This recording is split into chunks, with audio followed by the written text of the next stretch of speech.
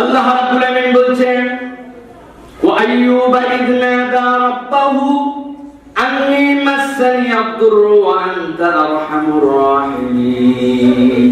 হযরত আইয়ুব আলাইহিস সালাম বলছেন, হে আল্লাহ, তুমি তো আমাকে দেখোই আমার কি অবস্থা, আমার কি পেরেশানি, আমার কি শরীরের অবস্থা। 1 বছর 2 বছর নয়, 18 বছর ধরে রব্বুল আমিন আমি এই রোগাক্রান্ত হয়ে আছি। আল্লাহ, আজকের দিনে তোমার কাছে একটা ফরিয়াদ দিলাম। কি ফরিয়াদ দিলাম? আন্নী মাসসানি আদ-দুররু, রব্বুল আমিন আমি বেকার, আমি বেকার। তোমার কাছে বলছি ওয়া আনতা আরহামুর রাহিমিন, যত দয়ার ভান্ডার সবই তো তোমার কাছে, ওই রকম দয়াবানের কাছে আমার আশিকা আমি উপস্থাপন করলাম। কেন এই কথা বলছিলেন হযরত আইয়ুব আলাইহিস সালাম? বিভিন্ন তাফসীরের ভিতরে বিভিন্ন কথা লেখা হয়েছে। এর মধ্যে কিছু কিছু তাফসীরের মধ্যে এসেছে হযরত আইয়ুব আলাইহিস সালাম যখন অসুস্থ হতে শুরু করলেন, এর আগে প্রাচুর্যবান ছিলেন, তার ধন সম্পদ ছিল প্রচুর, কিন্তু যখন অসুস্থ হইতে শুরু করলেন, একে একে তার পাশ থেকে তার পরিবারের লোকরা সরে যেতে শুরু করলো। সরতে সরতে সরতে সব মানুষ তার পাশ থেকে সরে গেল। কেবল 2 জন মানুষ তার কাছে ছিলেন, তারাও সব সময় থাকতেন না। সকালে একজন আসতেন, বিকালে একজন আসতেন।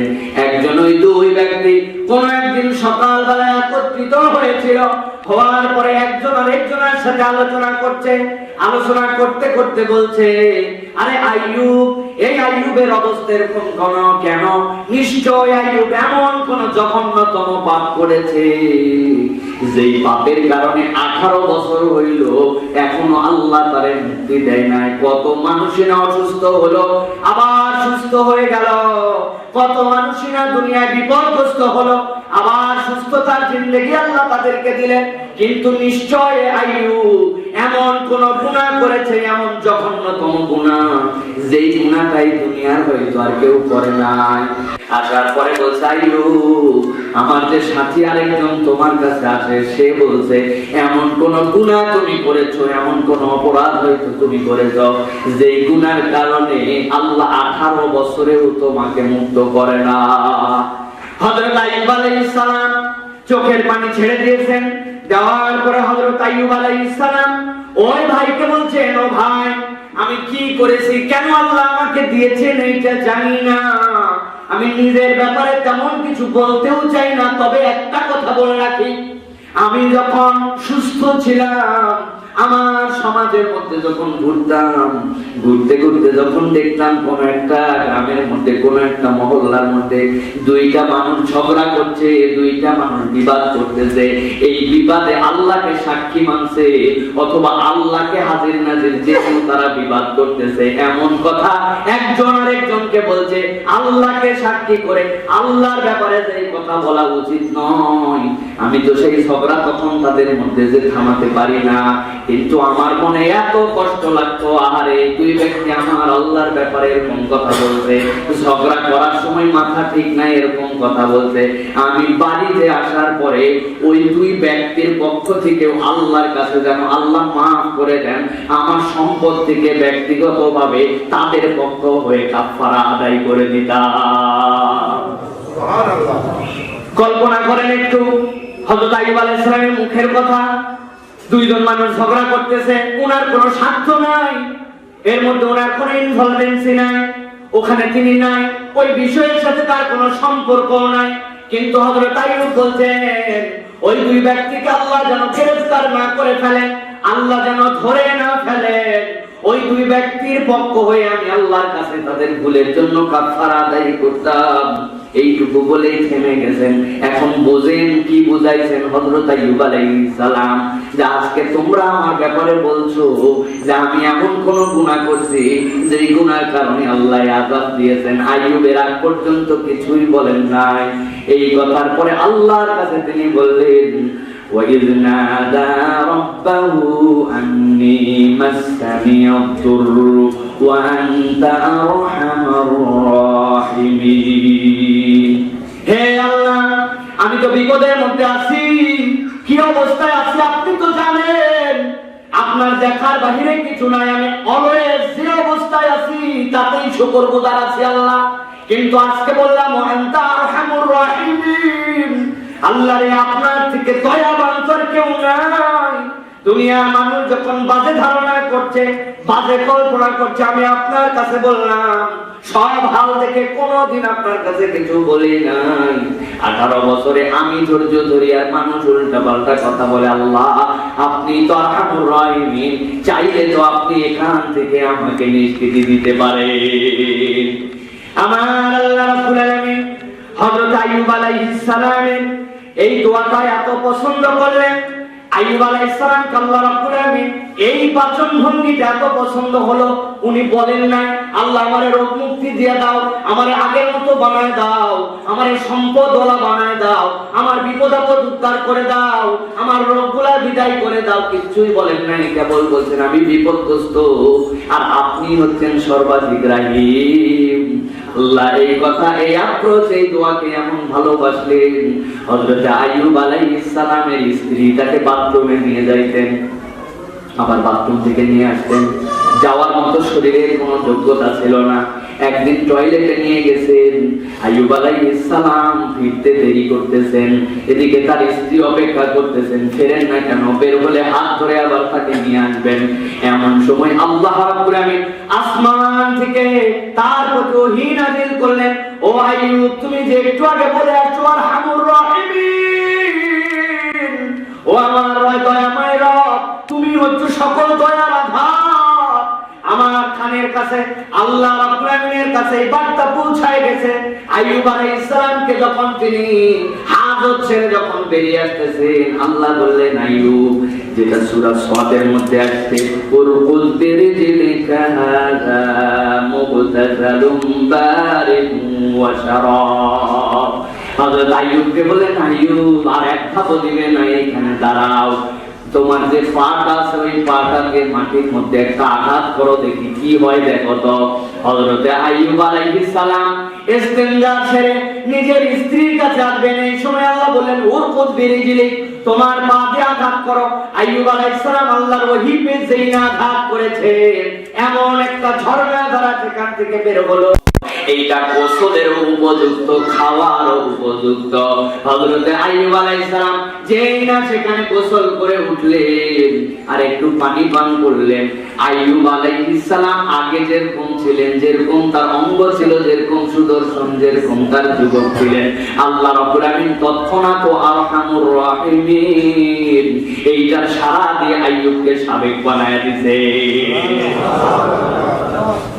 স্ত্রী তো খুঁজে পায় না, আইয়ুব আলাইহিস সালাম কই? একজন লোক সামনে দিয়ে যাচ্ছে, জিজ্ঞাসা করছে, ও সুদর্শন, এত সুন্দর দেখতে, তোমার মতোই দেখতে যুবক কালে আমার স্বামী ছিল, তুমি কি একটা বৃদ্ধ মানুষকে দেখছো নাকি? লোকটারে খুঁজে পাই না। আইয়ুব আলাইহিস সালাম হেসে দিয়ে স্ত্রীকে বলছে, আমি সেই লোক, আমার আল্লাহ আমার পায়ের নিচে একটা ঝর্ণা বের করছেন, করার পরে আমার আল্লাহ তাতে গোসল করতে বলছেন, গোসল করতে দেরি নাই, আমি আইয়ুবকে আল্লাহ সাবেক বানাইছেন, আমি হচ্ছে তোমার সেই স্বামী। সুবহানাল্লাহ। প্রিয় ভাইরা, কথাটা কি জন্য এটা বলছি? আল্লাহ এত কঠিন পরীক্ষা আমাদের জীবনে হয়তো দিবেন না, কিন্তু প্রিয় ভাইয়েরা, অল্পতেই যারা ধৈর্য হারা হয়ে যায়, দুনিয়ার বুকে যাদের কোনো ধৈর্য নাই, আল্লাহ তাদের জন্য 18 বছরের ধৈর্য দিয়েছেন। হযরত আইয়ুব আলাইহিস সালামকে অধিকাংশ মুফাসসিরের মতে হাদিসের বিশ্লেষণে তার রোগটা ছিল চর্মরোগ। বাকি যা বলা হয়, পোকা খাইছে, পোকা পড়ে গেছে, হইছে এগুলা ইসরাইলি রিওয়ায়াত, এইগুলা কোরআন হাদিস সম্মত রিওয়ায়াত নয়। যতটুকু সহিহ রিওয়ায়াতে বোঝা যায় তার চর্মরোগ ছিল, যেটা অসহ্য ছিল, যেটা হয়তোবা দুর্গন্ধ ছিল, হয়তোবা এমন অবস্থা ছিল তার পাশে মানুষ থাকতে পারতো না, এই জন্য সবাই সরে গেছে। 18 বছর কিচ্ছু বলেন নাই, আল্লাহর কাছে কেবল বলছেন ওয়া আনতা আরহামুর রাহিমিন, আল্লাহ রে তুমি কেবল রহিমই নয়, আরহাম, সকল দয়াবানের উপরে দয়াবান। আমার আল্লাহ তার আহ্বান এত পছন্দ করেছেন, হযরত আইয়ুব আলাইহিস সালামকে রব্বুল আলামিন মুক্তি দান করে দিয়েছে। হযরত আইয়ুব আলাইহিস সালাম মুক্তি আল্লাহ রাব্বুল আলামিন তাকে দিয়ে দিলেন। এর আগে আইয়ুব আলাইহিস সালামের উপরে আল্লাহ কেন খুশি হলেন? হাদিসের মধ্যে, মুসলিম শরীফের একটা হাদিসের মধ্যে আসছে, আইয়ুব আলাইহিস সালাম যে আরহামুর রাহিমিন বলা মাত্র আল্লাহ রাব্বুল আমিনের উথাল পাথাল রহমত চলে আসলো। কেন? হযরত আইয়ুব আলাইহিস সালাম যখন অসুস্থ ছিলেন, তার স্ত্রী তার সাধ্যের মধ্যে সেবা শুশ্রূষা করেছেন। চায় আমার স্বামীটা ভালো হোক, কেমনে হবে, কার কাছে গেলে হবে, কোন ডাক্তার দেখালে হবে, আমার সাধ্যের মধ্যে চেষ্টা করতে আছেন। এমন সময় শয়তান একদিন ডাক্তার বেশে আসছে। আসার পরে আইয়ুব আলাইহিস সালামের স্ত্রীকে বলছে, তোমার স্বামীর আমি ট্রিটমেন্ট করতে পারি, তোমার স্বামীর যদি আমি চিকিৎসা করি ভালো হয়ে যাবে। বলে তাই নাকি? তাইলে তো বড়ই ভালো হয়। আপনার জন্য কি দিতে হবে তার বিনিময়ে বলেন, আমি তাই চেষ্টা করব। আইয়ুব আলাইহিস সালামের স্ত্রীকে বলছে, কিচ্ছু দেওয়া লাগবে না, কেবল একটা কথা বলতে হবে। কি বলতে হবে? তোমার স্বামী যখন ভালো হয়ে যাবে তুমি বলবে ওই ডাক্তারই এবং তার ট্রিটমেন্টের দ্বারাই সে ভালো হয়েছে, এইটুকু বলতে হবে। আইয়ুব আলাইহিস সালামের কাছে আসছেন স্বামী, এমন একজন ডাক্তার আছে, সে কোনো বিনিময় চায় না, টাকা পয়সা চায় না, কিচ্ছু চায় না, খালি একটা কথা বলতে বলছে, কি আপনি যখন সুস্থ হয়ে যাবেন বলতে হবে এই ডাক্তারই আপনারে ভালো করে দিয়েছে। আইয়ুব আলাইহিস সালাম অসুস্থ অবস্থায় রেগে গেছেন। আল্লাহর নবী বলে কথা, ঈমান জানেন? বলবো আমার স্ত্রী তুমি জানো না সে ছিল শয়তান, সে প্রকারান্তরে এই কথার দ্বারা তোমার আমার ঈমান চুরি করতে আসছিল। তুমি ওই লোকের সাথে কথা বললে কেন? আমাকে আল্লাহ যদি সুস্থ করে দেয় 100টা ব্যাট তোমারে মারবো। কয়টা? 100। কসম করে ফেলছেন আইয়ুব আলাইহিস সালাম স্ত্রী মারবেন যে স্ত্রী এত খেদমত করতেছে। এখানে দুইটা শিক্ষা আছে। আইয়ুব আলাইহিস সালাম শিরকের সাথে কোনো কম্প্রোমাইজ নাই, শিরক করা যাবে না। কারণ উনি জানেন শিরক করলে দুনিয়ার বুকে হাজার রোগে শোকে বুকে আমি মারা যেতে পারি, দুনিয়ায় আমার কষ্ট হবে, দুনিয়ায় আমার বিপদ হবে, আমার কিছু গুনাহ খাতা আল্লাহ মাফ করবেন। আর ওই পারে যাওয়ার পরে আমি যদি সাবের হই, আমি যদি ধৈর্য ধরে যেতে পারি, আমার আল্লাহর বিনিময় দিবেন। কিন্তু এই রোগে শোকে যদি এমন কোন কবিরা, এমন কোন হুজুর, এমন কোন বুজুর্গের নামে যায়, তার কাছে যদি মান্নত দেই তিনি আমারে সুস্থ করতে পারেন, এই বিশ্বাস নিয়ে যদি তার কাছে যায়, দুনিয়ায় রোগও যাবে না, আবার দেখা যাবে ঈমানটাও হারা হবে। আল্লাহ রাব্বুল আলামিন হযরত আইয়ুব আলাইহিস সালামকে যখন মুক্ত করে দিলেন, হযরত আইয়ুব আলাইহিস সালাম মুক্ত হওয়ার পরে আল্লাহ নবী যখন তার বাড়িতে আসছেন, বাড়িতে আসার পরে হযরত আইয়ুব আলাইহিস সালামকে আল্লাহ বলছেন তার বাড়িতে দুইটা উঠান ছিল। একটা উঠানের মধ্যে গম শুকানো হতো, আরেকটা উঠানের মধ্যে জব শুকানো হতো, বড় বড় দুইটা উঠান। আল্লাহ নবী যখন সুস্থ হয়ে আসছেন, আল্লাহ রাব্বুল আমিন আরহামুর রাহিমিনের এমন বদলা দিলেন, আসমান থেকে এক খণ্ড মেঘ আসলো। মেঘ আসার পরে উঠানের উপরে দাঁড়ায় গেল। দাঁড়ানোর পরে যেই উঠানটাতে গম শুকানো হতো, আসমান থেকে আল্লাহ রাব্বুল আমিন এমন পরিমাণ স্বর্ণের মুদ্রা বর্ষণ করলেন, ওই উঠান স্তূপ হয়ে গেল। পাশে আরেকটা মেঘ আসলো, যেইটার মধ্যে জব শুকানো হতো, তার মধ্যে আল্লাহ এত পরিমাণ রূপা বর্ষণ করলেন যে ওই বাগানটা, ওই মাঠটা, ওই উঠানটা রূপা দিয়ে আল্লাহ স্তূপ বানায় দিলেন। আমার আল্লাহ রাব্বুল আমিন বলছেন কিভাবে আমি তাকে পছন্দ করলাম, কেন এই নিয়ামতগুলো তাকে দিলাম। আল্লাহ বলছেন ফাস্তাজাবনা লাহু ফাকাশাফনা মা বিহি মিন দুররিন ওয়া আতাইনা আহলাহু ওয়া মিসলাহুম মাহুম রাহমাতাম মিন ইনদিনা। আল্লাহ বলছেন আইয়ুবের এই আহ্বান আমি শুনতে পেলাম, ফাস্তাজাবনা লাহু, তার উত্তর দিলাম, ফাকাশাফনা, দূর করে দিলাম, মা বিহি মিন দুররিন, তার যত রোগ বলাই ছিল আমি আল্লাহ সব দূর করে দিলাম, ওয়া আতাইনাহু আহলাহু, আর তার যে পরিবারগুলা তার থেকে সরে গিয়েছিল, দূরে চলে গিয়েছিল, আমি আল্লাহ আবার পরিবারগুলাকে মিলাই দিলাম। এরপরে আল্লাহ বলছেন ওয়া মিসলাহুম মাহুম রাহমাতাম মিন ইনদিনা, আর আমি আল্লাহ তার প্রতি অনুরূপ আরো দিলাম, আমার পক্ষ থেকে রহমতের দুয়ার খুলে দিলাম। সুবহানাল্লাহ। আল্লাহ নবী হযরতে দাউদ আলাইহিস সালাম থেকে শুরু করে হযরত মূসা আলাইহিস সালাম, ঈসা আলাইহিস সালাম, যত পয়গম্বর এসেছেন আল্লাহ রাব্বুল আলামিন সব পয়গম্বরকে পরীক্ষা করেছেন। কিন্তু আল্লাহ রাব্বুল আলামিন আপনার আমার জন্য এখানে যে পরীক্ষা করলেন হযরত আইয়ুব আলাইহিস সালামকে, আল্লাহ রাব্বুল আলামিন আইয়ুব আলাইহিস সালামের বিষয়টা একটু ভিন্নভাবে উপস্থাপন করেছেন। খেয়াল করে দেখেন, অসুস্থ হওয়ার কারণে পরিবার দূরে সরে গিয়েছিল। আল্লাহ তারে কেবল সুস্থই করলেন না, আল্লাহ রহমত দিয়ে তার কাছে তার পরিবারকে আবার ফেরত দেওয়ালেন, তার স্ত্রীকে ফেরত দিলেন। আল্লাহ কি বললেন? খালি এইটুকু দিলে তো বরাবর হইতো। আর আমর রাহিমিন কেমন করে? আল্লাহ বলছেন ওয়া মিসলাহুম মা'হুম রাহমাতাম মিন ইনদিনা, আমার বান্দাকে আরো অনুরূপ দিলাম। সুবহানাল্লাহ। এইটার ব্যাখ্যার মধ্যে আরেকটা ব্যাখ্যা আছে পরের আয়াতের মধ্যে, সেটা আল্লাহ নিজেই ব্যাখ্যা করেছেন। অদ্ভুত কথা। ওই যে হযরত আইয়ুব আলাইহিস সালাম বলছিলেন স্ত্রীরে সুস্থ হলে মারবেন, কি এখন মারা লাগবে কিনা কসম করছেন তো। আল্লাহ বলছেন হে আইয়ুব, আপনার প্রতি আমি রহম করলাম। আল্লাহ নিজে বুদ্ধি শিখায় দিচ্ছেন তার নবীকে। কি বুদ্ধি শিখাচ্ছেন? আল্লাহ বলছেন আপনি কসম নষ্ট করেন না, কসম নষ্ট করেন না। আপনি এক আঁটি ওই যে জব অথবা ঘাস অথবা এরকম কিছু তোলেন যার মধ্যে 100টা শলাকা থাকবে। ঝাঁটা ছিলেন আপনারা, খেরের ঝাঁটা, তারপরে বিভিন্ন ধরনের শনের ঝাঁটা, চিকন চিকন শন 100টা আঁটি আছে। এইটা দিয়ে আপনি কসম নষ্ট করেন না, আপনার স্ত্রীর গায়ে একটু আঘাত দেন। বাড়ি 100টা দিতে চাইছিলেন, একসাথে 100টা শন আছে, এই বাড়ি দিলে 100 শলাকা পূর্ণ হয়ে যাবে। আমার আল্লাহ বলছেন ওয়া মিসলাহুম মা'হুম রাহমাতাম মিন ইনদিনা ওয়া যিকরা লিল আবিদিন। আমার আল্লাহ বলছেন তার প্রতি আল্লাহ এরকম রহম করলেন, এরকম অনুগ্রহ করলেন।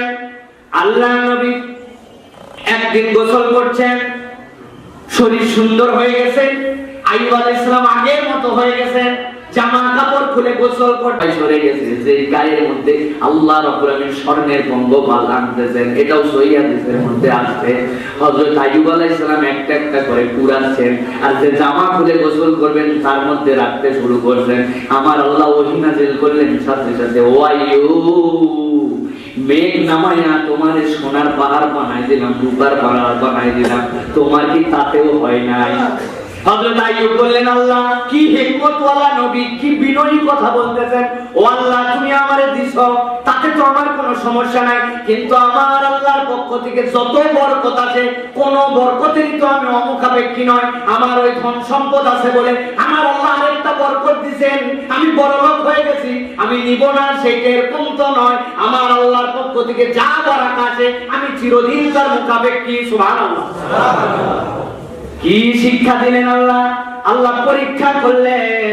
আইয়ুবকে তো ধন সম্পদ সব দিলাম, আবার সুস্থ হয়ে দিলাম, আইয়ুবের পরিবর্তন হয়েছে নাকি? দেখলেন না, সামান্য একটু টিডিও তার কাছে আসে আল্লাহর পক্ষ থেকে বরকত হিসাবে, ধন সম্পদ বাড়ানোর জন্য নয়। আল্লাহর বরকতকে দুই হাতে তখন মুখাপেক্ষী হয়ে লুটে নেয়। সুবহানাল্লাহ।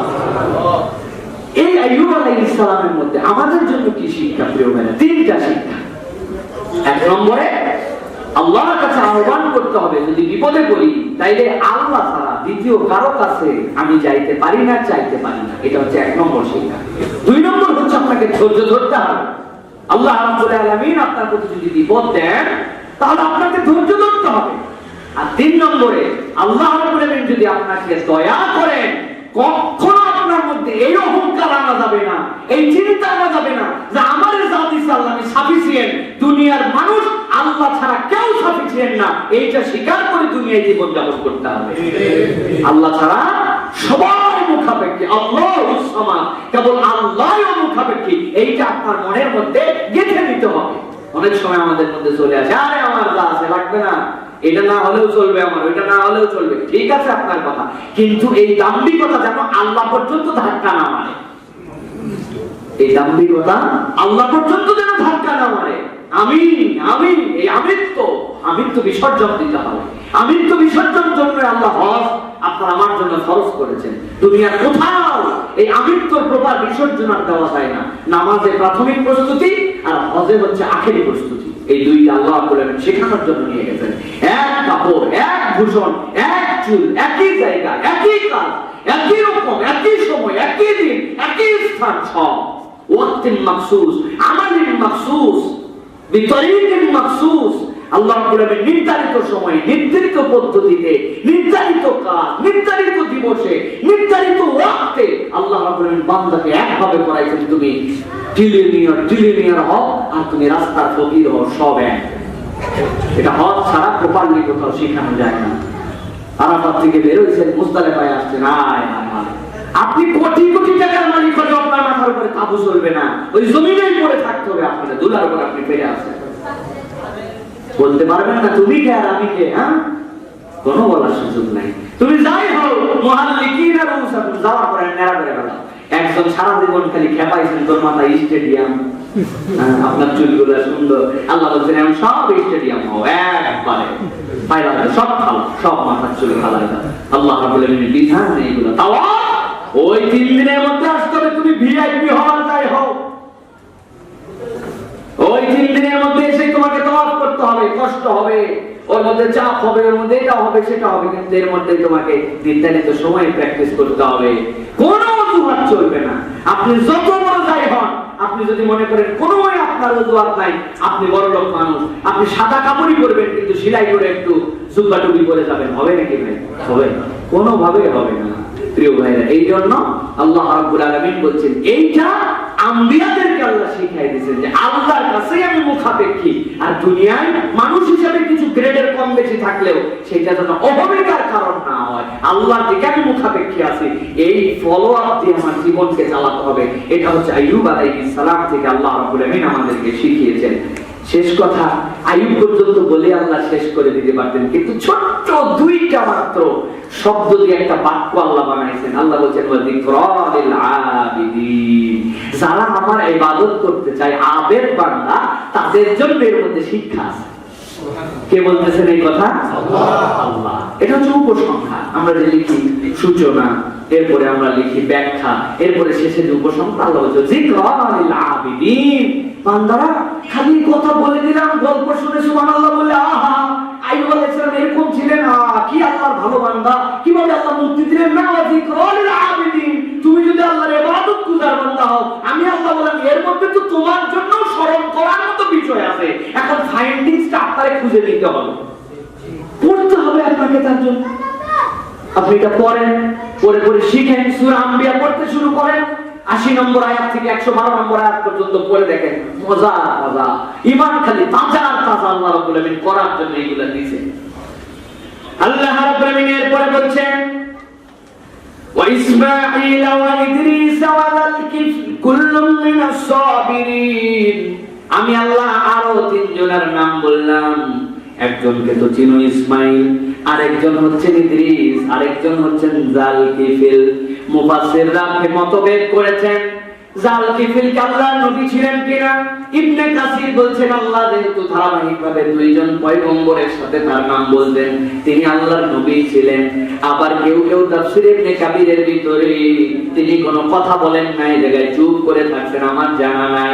কিন্তু অধিকাংশের বর্ণনা অনুযায়ী জালকিফিল আল্লাহর নবী ছিলেন। তাদের গুণ কি ছিল? তাদের গুণ ছিল তারা আল্লাহর প্রতি সবচেয়ে বেশি সাবের ছিলেন, ধৈর্যশীল ছিলেন।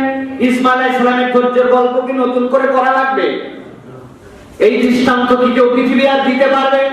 আল্লাহ কোন নবীর থেকে নেন নাই, কোন নবীর উপরে দেন নাই। হযরত ইসমাঈলের ধৈর্য আপনার আমার জন্য যে নিয়ামত এনে দিয়েছে, এই নিয়ামতের কথা চিন্তা করলে সবচেয়ে বেশি আমি ভয় পাই। আমি বাপের বড় ছেলে, অনেক আগে এই দুনিয়া থেকে আমার চলে যাওয়া লাগতো। কি জন্য? ও ইসমাঈল আলাইহিস সালাম, আল্লাহর নবী বললেন আমি যে স্বপ্ন দেখেছি, উনি বললেন যা দেখছেন আপনি তাই করেন, আপনি দেখতে পাবেন। আল্লাহ চাহে তো আমি সাবের থাকবো, আমি ছটফট করে পালাবো না। আপনি কুরবানি করেন, আমি কুরবানি হওয়ার জন্য রেডি আছি। আমার আল্লাহ ধৈর্যের এমন বেনিফিট দিলেন, কিয়ামত পর্যন্ত কুরবানি উঠে গেল। কেবল উঠলোই না, আল্লাহর একটা বরকত তার সাথে যুক্ত করলেন। উম্মতে মুহাম্মাদি তারা সবচেয়ে বড় বাঁচা বেঁচে গেছে। আজকের দিনে সব মানুষের চেহারা পরিষ্কার হয়ে যেত যদি ইসমাঈল আলাইহিস সালাম ওই ধৈর্য না ধরতেন। অনেকেই জানেন, অনেকেই জানেন না, হযরত ইব্রাহিম আলাইহিস সালামের আগ পর্যন্ত কুরবানি দেওয়া লাগতো। কুরবানিটা জবেহ করার পরে মাঠের মধ্যে দিয়ে আসতে হতো। আসমান থেকে একটা আগুন নেমে আসতো, আসার পরে কুরবানিটা যদি পুড়ায় ফেলতো, আসমানে যদি উঠে যেত, তাইলে বোঝা যাইতো হালাল মাল, হালাল কামাই আল্লাহ রাব্বুল আলামিন কবুল করেছেন। আর যারটা জমিনে পড়ে থাকতো, বোঝা যাইতো তার ঝামেলা আছে। আমার আল্লাহ যদি ওই বিধান রাখতেন, তাইলে মুসলিম বাজারে গন্ধে গন্ধে ভরপুর হয়ে যেত, কুরবানি একটাও হয়তো ওঠার সম্ভাবনা ছিল না। আমার আল্লাহ রাব্বুল আলামিন বলেন, ওয়া ইসমাঈল ওয়া ইদরিস ওয়া যাল কিফলি কুল্লুম মিনাস সাবিরিন। আল্লাহ বলেন, ও ইসমাঈল, ও ইদরিস, ওই যাল কিফল যেই নবীর কথা বললাম, তাদের থেকে শিক্ষা কি তোমাদের? তাদের থেকে শিক্ষা হচ্ছে তারা প্রত্যেকে সাবের ছিলেন, ধৈর্যশীল ছিলেন। তোমরা ওই ধৈর্যশীলতার গুণাগুণটা নিজেদের মধ্যে আয়ত্ত করো। এবার আল্লাহ রাব্বুল আলামিন বলছেন, এই নবী রাসূল যাদের ধৈর্য ছিল, এই ধৈর্যের পুরস্কারটা তারা কি পেয়েছেন? আল্লাহ রাব্বুল আলামিন বলছেন, ওয়া দাখালনাহুম ফি রাহমাতিনা ইন্নাহুম মিনাস সালিহিন। এই ধৈর্যের পুরস্কার হচ্ছে আমি আল্লাহ আমার রহমতের চাদরে, রহমতের কোলে আমার বান্দাদেরকে তুলে নিয়েছিলাম। ইন্নাহুম মিনাস সালিহিন, তারা প্রত্যেকেই ছিল সৎ কর্মশীল। সুবহানাল্লাহ। তাহলে এখানে একটা পুরস্কার পাইলাম, ধৈর্যের একটা পুরস্কার। আল্লাহ বলছেন তুমি ধৈর্য ধরো, আমি আল্লাহ রহমতের কোলে তোমারে তুলবো। আর আল্লাহ বলছেন এই রহমতের কোলে আসতে হলে তোমাদেরকে সালেহ বান্দা হতে হবে। কি হতে হবে? সালেহ কিভাবে হয়, নেককার কিভাবে হয়, আল্লাহ রাব্বুল আলামিন কোরআনুল কারীমের মধ্যে বলেছেন। দীর্ঘ হবে আলোচনা, সংক্ষেপে বলি। সালেহ হচ্ছেন তারা, নেককর্মশীল হচ্ছে আমি। এটা বোঝা যাবে কিভাবে? যদি আমি মুহসিন হই। মুহসিন কাকে বলে? যে ভালো কাজের প্রতিযোগিতা করে, কে কত বেশি ভালো কাজ করতে পারবে এই প্রতিযোগিতা করে। আল্লাহ যা ডিউটি দিয়েছে এটা তো আমি করবই। আমরা তো সুন্দর করেই বলি, বাপরে বাপ, রাতের ঝামেলাটা শুকায় ফেলছি ভাই।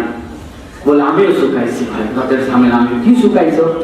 যদি কেউ না বোঝে, বোঝার কথা সকলেরই, কারণ আমরা সবাই তো রাতের ঝামেলা শুকাই।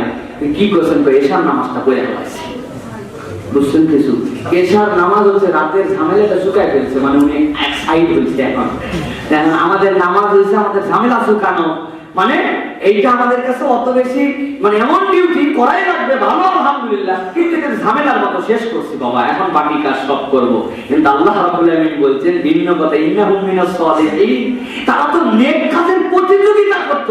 আরে আল্লাহ যা বলছে তা তো আপনি করবেনই, আপনি অতিরিক্ত আল্লাহর জন্য কি করেন? আল্লাহ এইটা দেখতে চান সালেহ হিসাবে।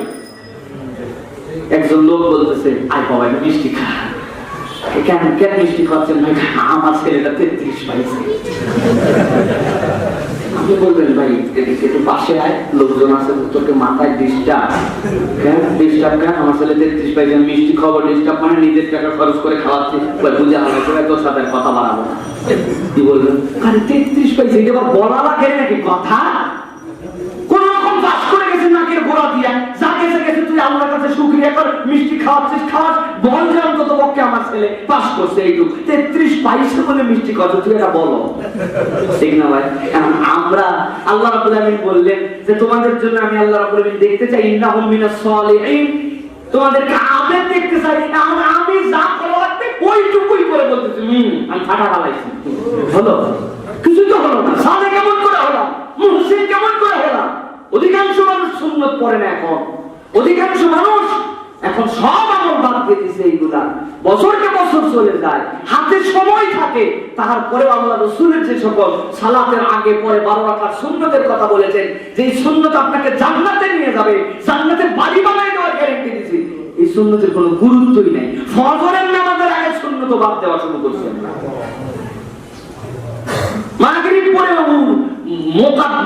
মুআক্কাদা সুন্নাত 2 রাকাত এইটাও পড়ে না, বাইরে যায় বসে আড্ডা মারে, গল্প করে, দোকানে বসে যায় বিড়ি খায়, চা খায়, মসজিদে ফরজ নামাজ পড়ে 2 রাকাত সুন্নাত পড়ার মতো সময় নাই। তাহলে তো আমরা সালেহ হতে পারলাম না, তাহলে তো আমরা মুহসিন হতে পারলাম না। আল্লাহর কাছে তো কিছু দেখাতে হবে, আল্লাহ তুমি যা বলছো এটা তো ফরজ, এটা 5 মাস, কিন্তু আমি করি আল্লাহ, আর তোমারে খুশি করার জন্য আমি আরো কিছু করি। আল্লাহ বলছেন এই যে নবীগুলোর কথা বললাম এরা এমনি এমনি এরকম হয় নাই। আল্লাহ বলছেন ওয়া খালনাহুম ফি রাহমাতিনা ইন্নাহুম মিনাস সালিহিন, তারা প্রত্যেককে নেক কর্মশীল ছিল। তোমাদের কাছে আয়াত বলার উদ্দেশ্য তোমরাও ওই নবীর প্রতি যেরকম স্বীকার করেছো, ওই নবীকে স্বীকার করে তার আদর্শ থেকে তোমরাও কিছু অতিরিক্ত নওয়াফিল এইগুলা করে তোমার মর্যাদা আল্লাহর কাছে বাড়ায় না। আল্লাহ রাব্বুল আলামিন এরপরে বলছেন ওয়াযান্নুন ইয যাহাবা মুগাদিবান ফাযান্না আল লান নাকদির আলাইহি ফানাদা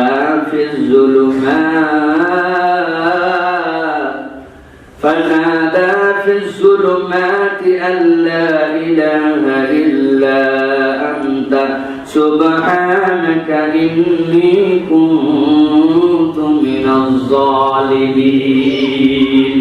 আল্লাহ বলছেন এবার একটা পয়গম্বরের কথা বলবো, তার নাম তোমাদের কাছে আগে বললাম না, তার আমি আদর করে বললাম জান্নুন, মাসওয়ালা নবী। কোন নবী?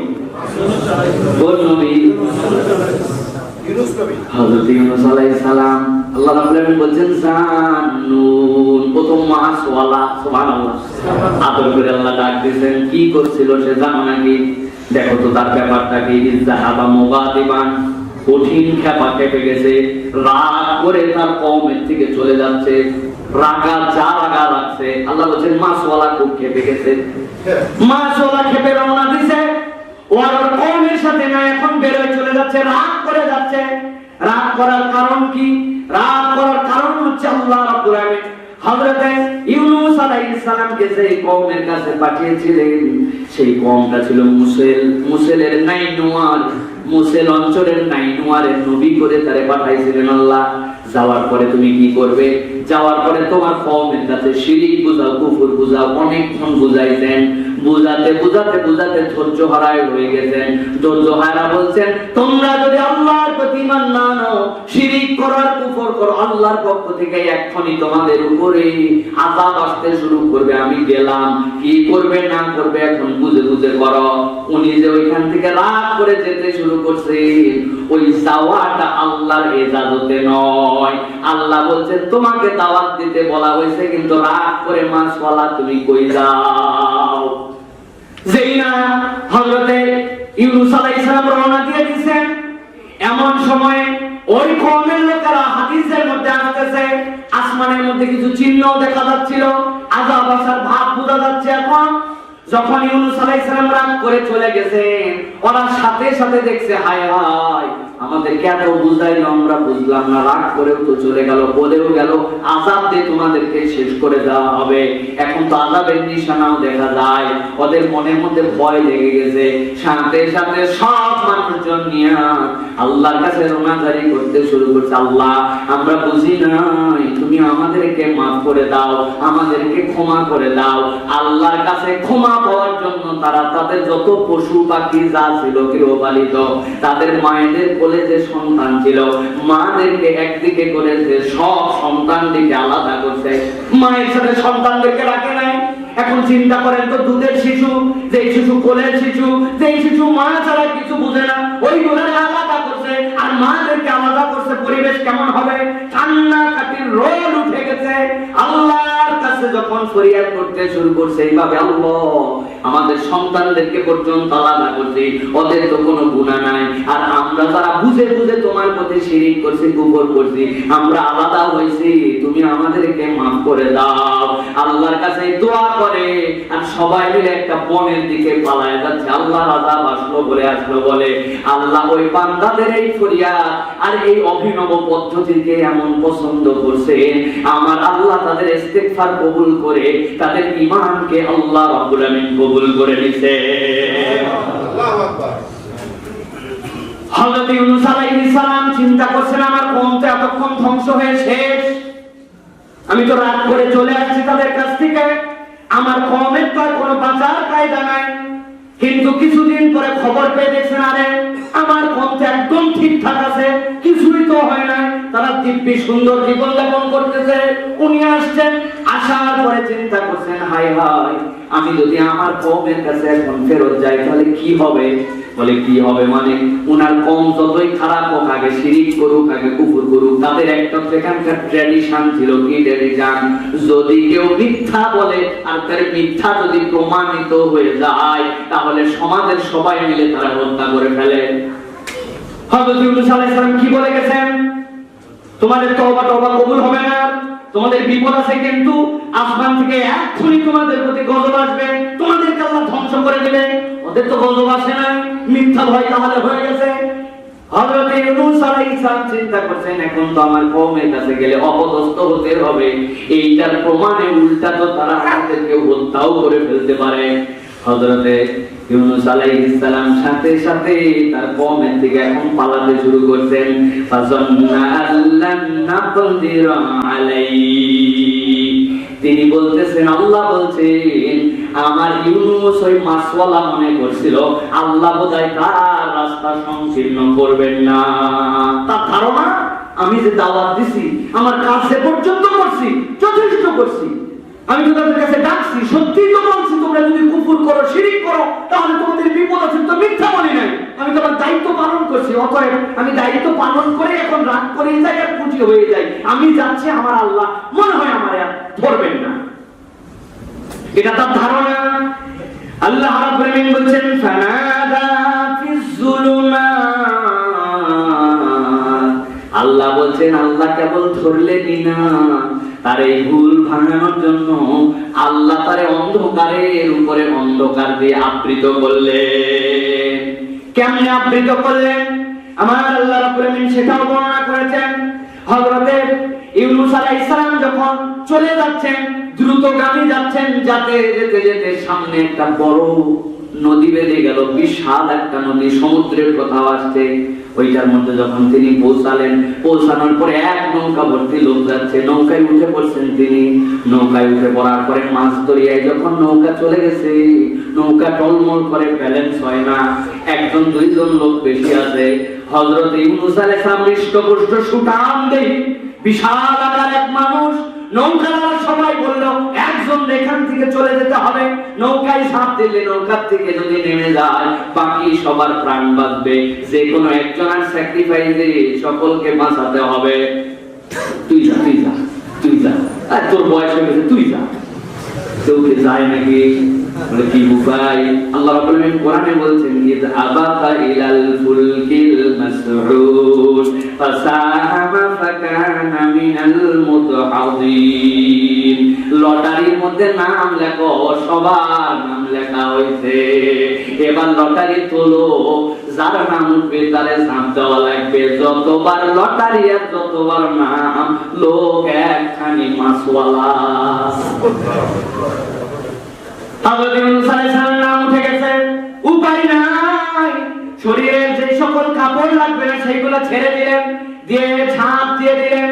ঝাঁপ দিতে দেরি নাই, আল্লাহর উপরে তাওয়াক্কুল করে ঝাঁপ দিয়েছি। আল্লাহর সাথে সাথে তিনি মাসে নির্দেশ দিয়েছে দৌড় লাগা। এক দৌড়ে যাওয়ার পরে আমার ইউনূস রে গিলে ফেল, কিন্তু এই গিলাটা খাওয়ার জন্য নয়, ওই পেটের মধ্যে রাখার জন্য তুই রাখ। ইউনূস আলাইহিস সালামকে পেটের মধ্যে ঢুকাইছে, যেই বেগে আসছে, যেই বেগে গিলছে, ও ওই বেগে সমুদ্রের নিচে চলে গেছে। সমুদ্রের নিচে যাওয়ার পরে 300 ফিট নিচে যদি আপনি যান, সেখান থেকে 300 মিটার নিচের থেকে তুমুল অন্ধকার, সেই অন্ধকারে এক মাস আরেক মাসের সাথে তাদের পার্সোনাল রাডার সিস্টেম আছে, পার্সোনাল শব্দ তরঙ্গ আছে, সেইটা দিয়ে সংকেত বিনিময় করে চলাফেরা করেন। ওইখানে কোনো আলো নাই, এক অন্ধকার, সমুদ্রের নিচের অন্ধকার, আর আরেক অন্ধকার মাসের অন্ধকার, আরেক অন্ধকার তার পেটের অন্ধকার, আরেক অন্ধকার নিজের জীবন নিয়ে চিন্তার অন্ধকার। আল্লাহ বলছেন ওই জানুন, আল্লাহ রাব্বুল আলামিন তারে এমন জুলুমাতের মধ্যে ফেললেন, কিন্তু এই জুলুমাতের মধ্যে ফেলার পরে হযরত ইউনূস আলাইহিস সালাম এমন একটা কথা বলে বসলেন। আল্লাহ বলছেন সেইখানে যেই কথাটা আমার আল্লাহর কাছে এমন গ্রহণযোগ্য হলো, সে কি বুঝলো? সে বুঝলো ওই যে রাগ করে গিয়েছিলাম এইটা করা আমার ঠিক হয় নাই, আল্লাহর হুকুম ছাড়া যে বেরিয়ে আসছিলাম এইটা ঠিক হয় নাই, ওরা আমাকে মারবে কি মারবে না, মিথ্যা প্রতিপন্ন করবে কি করবে না, এইটা আমার চিন্তায় আল্লাহ তৌহিদ দিয়ে আমারে জানান নাই। আমার সিদ্ধান্তে আমি নৌকায় উঠে গেলাম, নামও যেহেতু আমারটা উঠছে, বুঝতে পারছে সব আমার আল্লাহর খেলা। অতএব আমি সেই অন্ধকার প্রকোষ্ঠ থেকে আল্লাহকে ডাক দিলাম, লা ইলাহা ইল্লা আনতা সুবহানাকা ইন্নী কুনতু মিনাজ জালিমিন। লা ইলাহা ইল্লা আনতা, আল্লাহ আগেই বলছি লা ইলাহা, তুমি ছাড়া কোনো ইলাহ নাই, ইল্লা আনতা, আপনি কেবল রব, আপনি কেবল ইলাহ। আবারও বলতেছি আল্লাহ ইন্নী কুনতু মিনাজ জালিমিন, আমি স্বীকার করে নিচ্ছি আমার আত্মার উপরে আমি নিজেই জুলুম করেছি আল্লাহ। আমি স্বীকার করে বলছি তুমি ছাড়া আমার কোনো ইলাহ নাই। উনি কি বলছেন নাকি আল্লাহ তুমি ছাড়া আমার কোনো ইলাহ নাই, আমি অন্যায় করেছি, এইখান থেকে বাঁচাও, নৌকার ব্যবস্থা করে দাও, উঠাইয়া দাও, আমার এই মাছ দিয়ে দিয়া ওই আমার জনপদের যেখানে নদী আছে ওই নদীর সৌসিরে আমারে পৌঁছায় দাও। কিছু বলছেন বিউটি বুঝেন দোয়ার, তিনি বলছেন লা ইলাহা ইল্লা আনতা। বারবার বলছি ইমানের শিক্ষা আছে এর মধ্যে। উনি বুঝাচ্ছেন আল্লাহ কেউ বাঁচাতে পারে না, কেউ এখান থেকে উদ্ধার করতে পারে না, যিনি করতে পারেন তিনি হচ্ছেন আমার ইলাহ। আমি তার কাছে স্বীকার করে নিলাম আমি জুলুম করেছি। কার উপরে? আমার উপরে আমি জুলুম করেছি, আমার আত্মার উপরে আমি জুলুম করেছি। যা যা সিদ্ধান্ত নিয়েছে একটাও আমার নেওয়া ঠিক হয় নাই। সরল স্বীকারোক্তি দিয়ে তোমার কাছে বললাম আল্লাহ।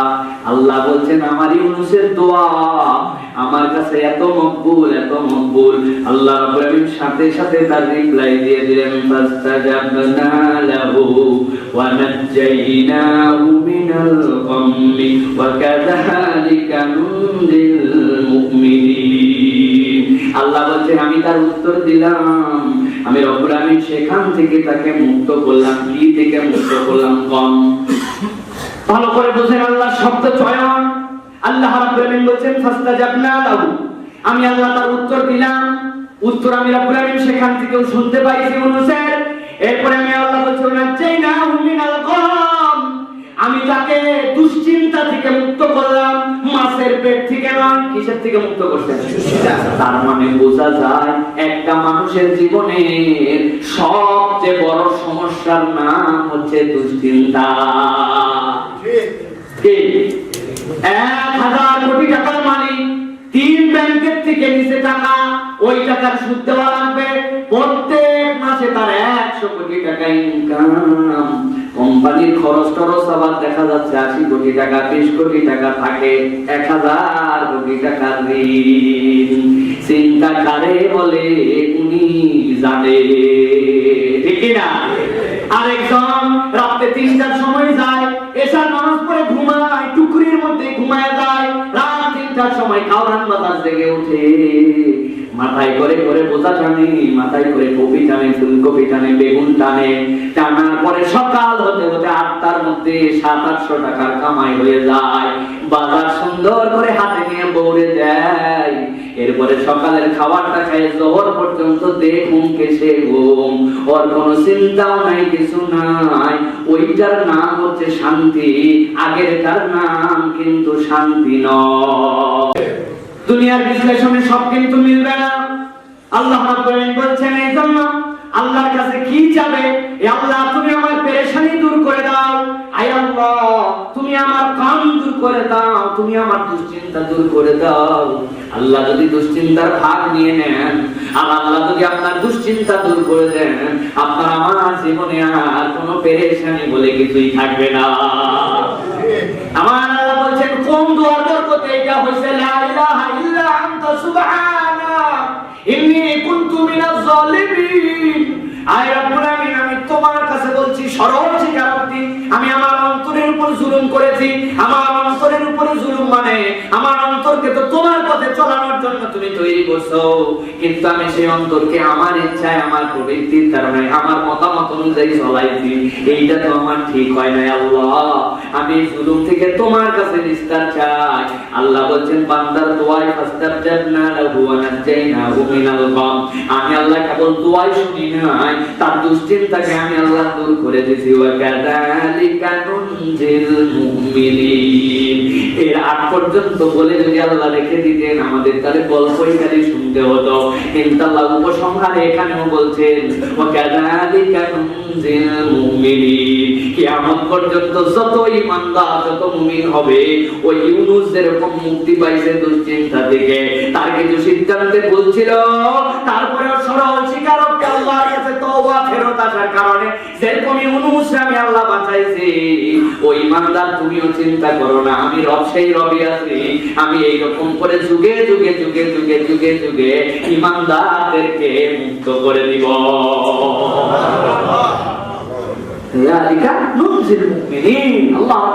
এরকম করে আমি ইমানদারদেরকে বাঁচাবো। এই হাদিসের মধ্যে তিরমিজির মধ্যে আসছে আল্লাহ রাসূল বলছেন কেউ যদি আল্লাহর কাছে এই দোয়া, ইউনূস নবীর দোয়া যদি তার মাকসুদ হাসিলের জন্য করে, আমার আল্লাহ তাকে দিয়েই দেন। সুবহানাল্লাহ। রাসূলুল্লাহ ওয়ালি রাহমাতুল্লাহ হাদিসকে হাসান বলেছেন, সহিহ বলেছেন। কেউ যদি আল্লাহর কাছে লা ইলাহা ইল্লা আনতা এটা বুঝে আর নিজের জুলুমের স্বীকারোক্তি দেয়, বান্দার হক নষ্ট না করে, আমার আল্লাহ ওই বান্দা যত পেরেশানিতে থাক, এই দোয়া যদি অন্তর থেকে ধারণ করে করতে পারে, আল্লাহ রাব্বুল আলামিন ওই ইমানদারকে মুক্ত করে দেন। কে বলেছেন? আপনার আমার নবী সাল্লাল্লাহু আলাইহি ওয়াসাল্লাম বলেছেন। কেউ ভাই, কিন্তু এই দোয়ারেও আমরা এখন বিজনেস টার্ম বানাইছি। কি ভাই, বিজনেস না? কি সাংঘাতিক বিজনেস!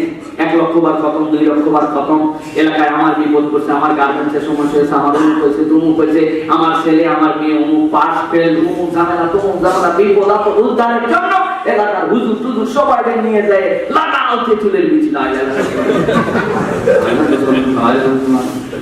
আমরা পরে হুলস্থুল করে ফেলতেছি। আর যিনি আয়োজন করছেন উনি তো আলেম ওলামা, আসতে অবশ্যই ইজ্জত করতে হবে। উনি খাসির গোশত রান্নায় ব্যস্ত আছে, গরুর গোশত, তেহারি সব খাওয়ানোর জন্য পেরেশান। কে আসতেছে কে না যাচ্ছে, উনার বিপদ সাইফুল্লাহ পড়তেছে, বেলাল সাহেব পড়তেছে, হুজুর সাহেব পড়তেছে, আপনি পড়তেছেন, কি পড়তেছেন? লা ইলাহা ইল্লা আনতা সুবহানাকা। আল্লাহ তোমার পবিত্রতা ঘোষণা করছি, তুমি ছাড়া কোনো ইলাহ নাই। ইন্নী, নিশ্চয় আমি সাইফুল্লাহ, আমি মাওলানা বেলাল, আমি ইমাম সাহেব, কুনতু মিনাজ জালিমিন। বড় বড় বিপদের মধ্যে পড়ছি, আল্লাহ তুমি আমাদেরকে উদ্ধার করো। আমি আমার জন্য চাই, আর ওই লোক আমার জন্য খাবার ইন্তজাম করে। চিন্তা করছে যদি আল্লাহ এবং তার রাসূলের তরিকা থেকে সরে যায়, বুঝে না বুঝে খালি আমরা বিপদের মধ্যে আছি আর বোকামির মধ্যে আছি।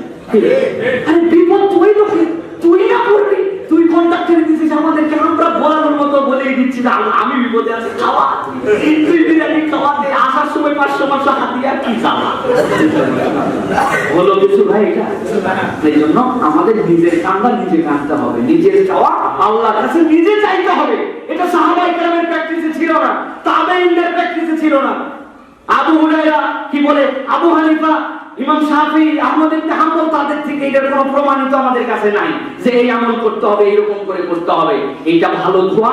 আল্লাহ রাসূল বলেছেন তোমার নিজের চাওয়ার দোয়া, তুমি বেশি বেশি আল্লাহর কাছে যাও, আল্লাহ তোমার মাকসুদ পূরণ করে দিবেন। আল্লাহ আমাদেরকে বুঝ দান করুক। প্রিয় ভাইরা, সর্বশেষ বলবো আপনাদের কাছে, প্রিয় ভাইরা, আম্বিয়ায়ে কেরামের জীবন থেকে আমাদের জন্য খুব মজার কিছু বিষয় আছে, যে বিষয়গুলো আমাদেরকে ধারণ করে নিয়ে চলতে হবে। এই দুনিয়ায় আমাদের জন্য কত হতাশা, কত ধরনের দুশ্চিন্তা, কত ধরনের আমাদের জন্য বিপদ আপদ আসে। যখন রক্ত সম্পর্ক কেউ আপনার সাথে প্রতারণা করবে, আপনি ভেঙে পড়েন না ভাই। আল্লাহ রাব্বুল আলামিন শিক্ষা দিচ্ছেন আপনার আমার জন্য। হযরত ইউসুফ আলাইহিস সালাম, উনার আপন ভাইরা না উনারা বিপদে ফেলছিল। ইউসুফ আলাইহিস সালাম নবী, তার বাপ নবী, তারে যদি তার ভাইরা বিপদে ফেলে, আপন আত্মীয়স্বজন, তাহলে আল্লাহ বলছেন তোমার আত্মীয়স্বজন তোমারে বিপদে ফেললে ইউসুফরে যে আল্লাহ উদ্ধার করছেন সেই আল্লাহ তোমারে উদ্ধার করবে। যদি পিতা মাতা আপনার প্রতিপক্ষ হয়ে যায়, আপনি দ্বীনের পথে থাকতে চান, ইসলামের পথে থাকতে চান, আর আপনার বাপ মা যদি আপনারে শিরকের দিকে ডাকে, আপনার অন্যদিকে নিয়ে যায়, আল্লাহ বলছেন ঘাবড়ায় না। ইব্রাহিম আলাইহিস সালামকে ওর বাপ মা মিলেই বিপদে শুধু ফেলাই নাই, ইব্রাহিম আলাইহিস সালামের আগুনের উদ্বোধক ছিল তার বাপ। নিজের সন্তানরে নিজে আগুনে ফেলছে, ওই আগুনরে আমি আল্লাহ কুনি বারদাম ওয়া সালামা ইব্রাহিমের জন্য নিরাপদ করছিলাম। সুতরাং দ্বীন ইসলামের ক্ষেত্রে তোমার বাপ মা যদি তোমার বিপক্ষে যায়, তুমি চিন্তা করো না। ঘোর বিপদ, আশার আলো নাই, শেষ ভরসাও খুঁজে পাচ্ছেন না, কি করবেন আপনি? কুল কিনারাহীন, অতল অন্ধকারে আপনার জীবন। আল্লাহ বলছেন তোমার অবস্থা যতই সাংঘাতিক হোক, ইউনূস আলাইহিস সালামের থেকেও কি খারাপ তোমার অবস্থা? সে কোন সমুদ্রের মধ্যে, যেখানে ঝাঁপ দিছে তারে ফালায় দিছে, ওই সমুদ্রের নিচে চলে গেছে মাছের পেটে। আমি আল্লাহ রাব্বুল আলামিন যদি ইউনূসকে হেফাজত করতে পারি, তোমার নবীর শিক্ষা, তুমি যেখানে কোনো পথ দেখতে পাবে না, ঘোর তোমার লেগে যাবে, তুমি তোমার নবীর দিকে শিক্ষা নিয়ে আল্লাহর কাছে যাও, আমি আল্লাহ তোমার উদ্ধার করব। আপনার বিরুদ্ধে অপবাদ আর গুজবে পুরা দুনিয়া আপনার প্রতিপক্ষ, দুনিয়ার সবাই আপনার বিপক্ষে অপবাদ দিচ্ছে, গুজব দিচ্ছে, মিথ্যা কথা বলতেছে। আল্লাহ বলছেন ভয় পেও না, নবী পত্নী উম্মাহাতুল মুমিনিন আল্লাহ রাব্বুল নিজে যাকে বিয়ের জন্য পছন্দ করে রাসূলের সাথে সম্পর্কিত করেছেন, তোমাদের মায়ের বিপক্ষে, আয়েশার বিপক্ষে কি না অপবাদ রটাইছিল। তোমার অবস্থা কি তার চেয়েও খারাপ? তুমি কি আয়েশার থেকে উন্নত নিজেকে ভাবতেছ? সম্ভব নয়। সুতরাং আয়েশার বিপক্ষে যদি অপবাদ হয়, পুরা এলাকা যদি ছড়ায় যায়, এইটার সাথে যদি সিদ্ধান্ত নেওয়ার ক্ষেত্রে রাসূল আকরাম সাল্লাল্লাহু আলাইহি ওয়াসাল্লামকে দ্বিধাগ্রস্ত করেছে, আয়াত এসে তারপরে এটাকে বিশুদ্ধ করেছে, তোমার ঘাবড়ানোর কোনো কারণ নাই। তুমি যদি হকের উপরে থাকো, পুরা পৃথিবী অপবাদ, পুরা পৃথিবীর মিথ্যাচার তোমার কিছুই করতে পারবে না। তুমি সেখান থেকে শিক্ষা নিয়ে নাও। আপনি যদি এমন অসুস্থ হন, পুরো পৃথিবীর ডাক্তাররা আপনাকে জবাব দিয়ে দিছে, আপনি আর কোন ট্রিটমেন্টের উপর ভরসা রাখতে পারেন না, পুরো পৃথিবী আপনার থেকে সরে যাচ্ছে, মনে হচ্ছে দুনিয়ায় সংকুচিত হতে হতে পৃথিবীটা আপনার কাছে ছোট হয়ে গেছে, আল্লাহ বলছেন তুমি একটু আইয়ুবের কথা মনে করো। আইয়ুবের থেকে বেশি কি তোমার পেরেশানি? আইয়ুবের থেকে খারাপ অবস্থা কি তোমার? তুমি কি আইয়ুবের স্ট্যান্ডার্ডের মানুষ যে তুমি তার কাছে এক্সপেক্ট করতে পারো? না। পয়গম্বর তো পয়গম্বর। আল্লাহ আইয়ুবের উদাহরণ দিচ্ছেন, তুমি যেখানে আর কোনো আশার আলো দেখতে পাচ্ছ না, আর কোনো কিছু দেখতে পাচ্ছ না, সেখানে আইয়ুবের ধৈর্যের কথা খেয়াল করে আল্লাহর কাছে প্রার্থনা করো। আইয়ুবকে যে আল্লাহ হেফাজত করছেন, সেই আল্লাহ এখন তোমাকেও বাঁচাতে পারে। প্রিয় ভাইরা, একাকিত্ব, নির্জনতা, অসহায়ত্ব আমাদেরকে গ্রাস করে ফেলেছে। আমাদের অনেক সময় একাকিত্ব আমাদেরকে হতাশায় নিমজ্জিত করে, আমরা অস্থির হয়ে যায়। দুনিয়ার মানুষ তো আমার কাছ থেকে সরে যাচ্ছে, আমি দ্বীন ইসলামে চলার কারণে আমার বন্ধু বান্ধব এখন আমার সেই অবস্থা নাই, আমার কেমন যেন মনে হচ্ছে দুনিয়া সংকীর্ণ হচ্ছে। আল্লাহ বলছেন তুমি কার সন্তান? তুমি তো আদমের সন্তান।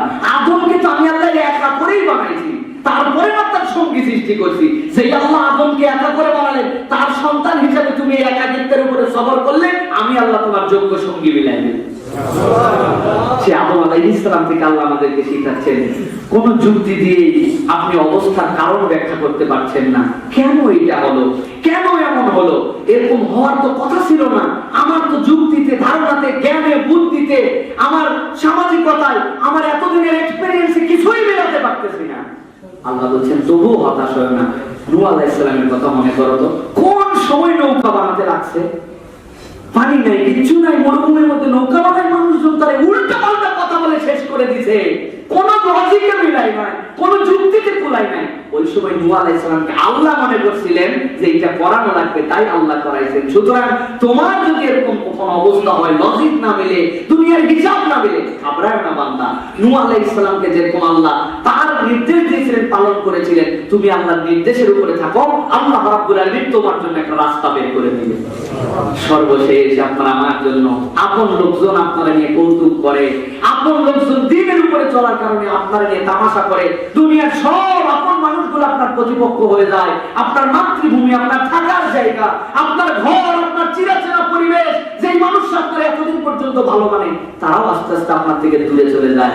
আল্লাহ বললেন এই জীবনটা সবচেয়ে কঠিন মুহাম্মদ সাল্লাল্লাহু আলাইহি সাল্লামের প্রতি হয়েছিল। পাগল বলছে, জাদুকর বলছে, তারে কি না বলে নাই, যেই মানুষের কাছে তাদের আমানত ছিল তারাই তারে আবার পাগল বলে। কোন লজিক? কেবল দ্বীনের কারণে, আল্লাহকে ইলাহ বলার কারণে।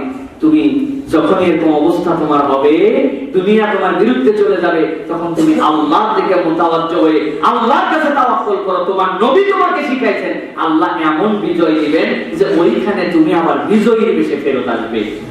প্রিয় ভাইরা, সুতরাং এইগুলো সব হচ্ছে আমাদের আম্বিয়া কেরাম থেকে আমাদের মোটিভেশন। যখনই আমরা এরকম দেখবো, মনে করবো এক একটা নবীর কথা, এই জন্য নবীর জীবন করতে হবে, তাদের জীবন থেকে শিক্ষা নিতে হবে। আল্লাহ বলেন তাহলে আমাদের জন্য মুক্তির রাস্তা বের করবেন। আল্লাহ বলছেন ওয়া কাযালিকা নুনজিল মুমিনিন, এইভাবেই আমি আল্লাহ আমার যারা মুমিন বান্দা হবে তাদের জন্য মুক্তির দিশা আমি দিয়েই দিব। সেই রব্বুল আলামিন চিরঞ্জীব। সুতরাং বান্দার হতাশ হওয়ার কোনো কারণ নাই। হতাশা শয়তানের পক্ষ থেকে, আশা আল্লাহর পক্ষ থেকে। আমরা আল্লাহর প্রতি আশাবাদী হয়ে, ঈমান মজবুত করে, সালেহ হয়ে, আবেদ হয়ে যদি চলতে পারি, আল্লাহ বলছেন ঈমানদারের বিজয় নিশ্চিত আমি আল্লাহ করে দিব। বলেন আল্লাহু আমিন। সুতরাং পুরো পৃথিবী আমার বিপক্ষে যেতে পারে, পুরো পৃথিবীর সব শক্তি আমাকে নিয়ে টিটকারি করতে পারে, পুরো পৃথিবীর সব প্ল্যান ভেস্তে যেতে পারে, আমার আল্লাহ যদি আমার জন্য কল্যাণের প্ল্যান করে রাখেন, দুনিয়ার কারো ক্ষমতা নাই আল্লাহর দেওয়া অংশের থেকে আমার অংশকে এক চুল ছিনিয়ে নিতে পারে। ঠিক কিনা? সুতরাং আল্লাহ রাব্বুল আলামিনের উপর তাওয়াক্কুল বাড়াই, রাসূলদের এই আদর্শের উপরে নিজেদের জীবনকে আমরা চলার চেষ্টা করি। আল্লাহ আমাদেরকে হতাশামুক্ত সুন্দর একটা জিন্দেগি দান করবেন। বলেন আল্লাহুম্মা আমিন। ওয়া আখির দাওয়ানা আলহামদুলিল্লাহি রাব্বিল আলামিন। সুবহানাল্লাহ।